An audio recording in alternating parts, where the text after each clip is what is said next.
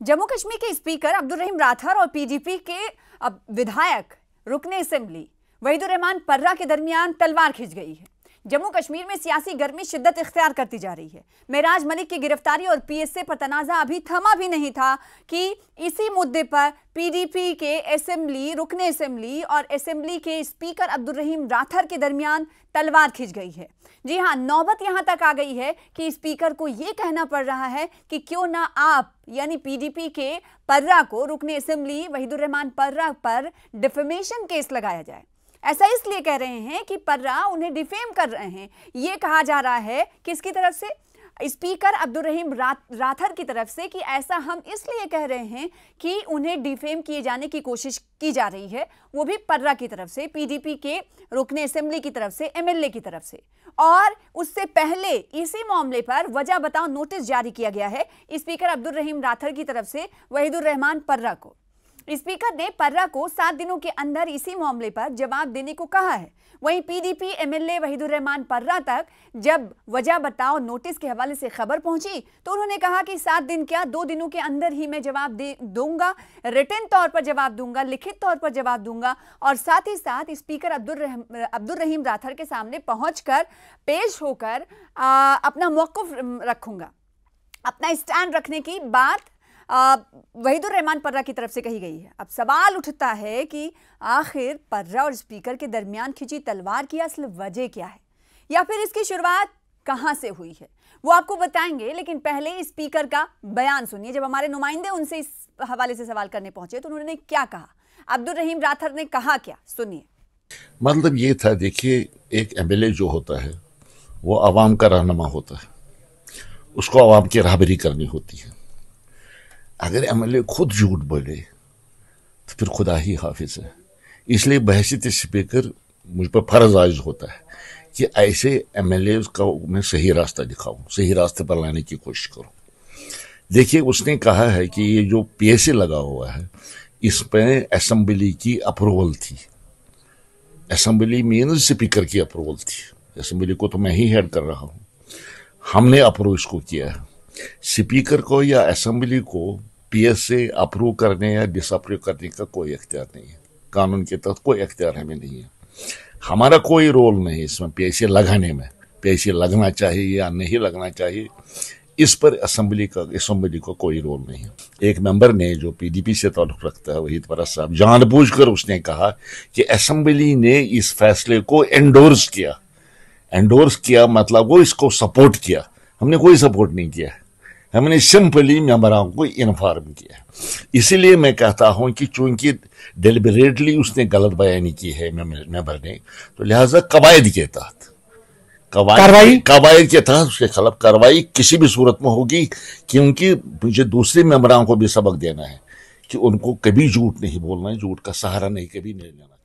तो सुना आपने, लेकिन सवाल ये कि आखिर मामला यहां तक कैसे पहुंचा, इसकी असल वजह क्या है?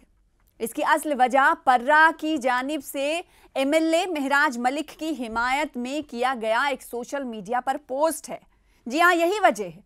इस पोस्ट के जरिए ही पर्रा ने स्पीकर पर मेराज पर पीएसए के फैसले को इंडोर्स किए जाने की बात कही, जिस पर पीडीपी के यूथ प्रेसिडेंट ने क्या कुछ कहा है आपको बताएंगे।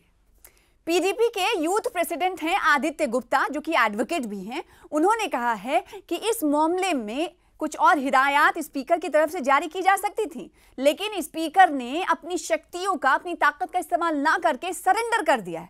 आखिर वो क्यों कह रहे हैं ऐसा, सुनिए जरा। देखिए, जो स्पीकर साहब कोशिश कर रहे हैं या मेहनत कर रहे हैं वहीदुर रहमान पर्रा और पीडीपी के ऊपर, उससे अच्छा उनको बात करनी चाहिए थी पब्लिक सेफ्टी एक्ट के बारे में। ये हमने बात की थी, हमने बात की कि सेशन बुलाया जाए जिसके ऊपर पीएसए के ऊपर बात की जाए। पीएसए एक इम्पॉर्टेंट कॉन्स्टिट्यूएंट है जम्मू कश्मीर में पॉलिटिक्स का, जिसके अंदर सरकार अपना मिसयूज करती है पावर।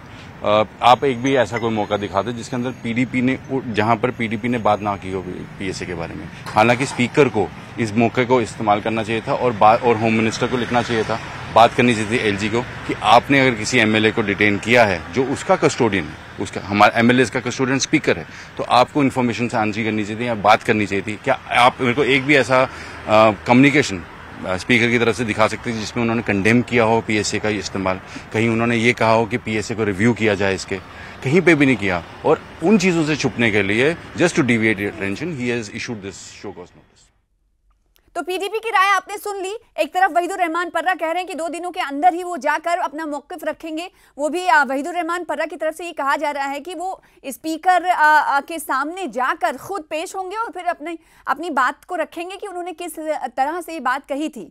और उसके बाद अगर इस हवाले से भारतीय जनता पार्टी से सवाल किया जाए तो भारतीय जनता पार्टी के रियासती सदर हैं सत शर्मा, उन्होंने सीधे तौर पर कहा है कि ये स्पीकर का मामला है, पीडीपी का मामला है, वो जाने। महराज मलिक का पर जो कार्रवाई हुई है वो पीएसए के तहत कार्रवाई है, उससे बीजेपी का कोई लेना देना नहीं है। सत शर्मा ने और क्या कुछ कहा है, सुनिए जरा। ऐसा है कि ये सरकार का मामला है, पीडीपी के विधायक के साथ मामला है, सरकार का मामला है, आम आदमी पार्टी के विधायक के साथ मामला है। इसमें इन लोगों से ही पूछा जाना चाहिए कि कौन सी परिस्थितियां हैं। मैं तो सीधे तौर पर कहना चाहता हूं कि जब हम लोग विधायक थे, जब हम लोग, मैं मंत्री भी रहा, ऐसे समय में भी वैसी परिस्थितियों का निर्माण कभी नहीं हुआ। बैल के बीच में जाने का प्रावधान होता है, हर बार होता है, लोग आते भी हैं जो विपक्ष में बैठे होते हैं, लेकिन इस तरीके से, जैसे मैंने कहा, असभ्य भाषा का प्रयोग करना किसी के लिए भी जो है वो हितकर नहीं है।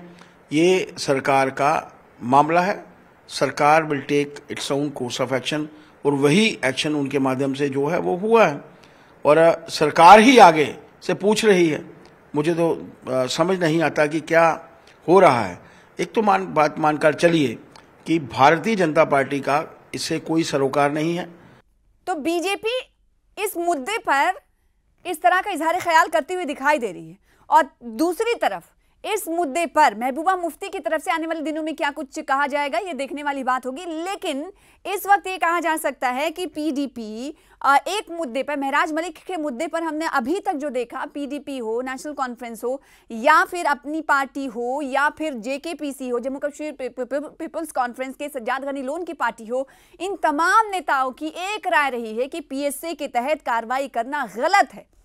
लेकिन एनसी के ही स्पीकर है अब्दुल रहीम राठौर, जिन पर वहीदुर रहमान पर्रा की तरफ से जब पोस्ट किया गया और उनकी तरफ से ये बात कही गई कि पीएसए तभी लगा जब स्पीकर की तरफ से इंडोर्स किया गया, तो ये फैसला, ये अहकामात और हो सकते थे, ये कहते हुए नजर आए थे पीडीपी के यूथ प्रेसिडेंट। इसी बात को कहते हुए नजर आ रहे थे कि स्पीकर की तरफ से अपनी ताकत का इस्तेमाल किया जा सकता था, लेकिन उन्होंने ऐसा नहीं किया। तो इसका मतलब ये क्या है, ये दोहरा मेयार नहीं तो फिर क्या समझेंगे? अपनी ताकत का इस्तेमाल नहीं, इसे सरेंडर कर देना कहेंगे। अब देखना ये होगा कि इस रद्द-ए-अमल के बाद चीफ मिनिस्टर उमर अब्दुल्ला की बात करें या फिर उनके सलाहकार नासिर असलम वानी की बात करें, उनकी तरफ से क्या कुछ कहा जाता है, देखने वाली बात होगी। या फिर जो ये दोनों के दरमियान लफ्जी जंग से अब तलवार छीनती हुई जो दिखाई दे रही है, क्या कुछ नया मोड़ आगे आने वाले दिनों में लेगी, देखना जरूर होगा।